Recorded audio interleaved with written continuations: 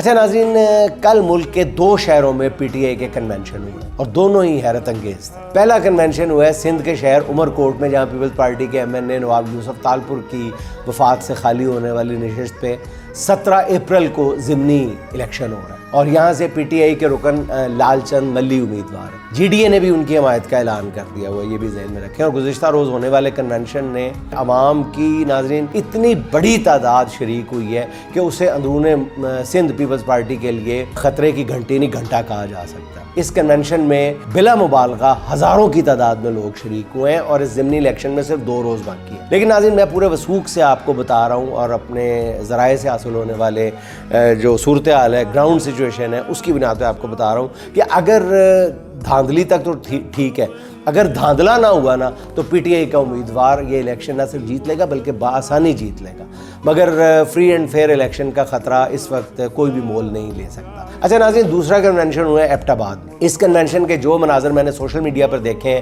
اس کے بعد میں کہہ سکتا ہوں ناظرین کہ حکومت میں شامل تمام جماعتیں بھی اکٹھی ہو جائیں تو ملک کے کسی ایک حصے میں اس کنونشن سے زیادہ بندے اکٹھے نہیں کر سکتے۔ یہ کنونشن بڑے چارجڈ قسم کے ماحول میں ہوا ہے۔ اس موقع پہ جنید اکبر نے جو خطاب کیا ہے وہ عوامی سطح پر حالات کی سنگینی کو بھی پتہ دے رہا ہے۔ خیبر پختونخوا میں کارکن جو ہیں وہ عمران خان کی رہائی سے کم کوئی بات سننے کو تیار نہیں۔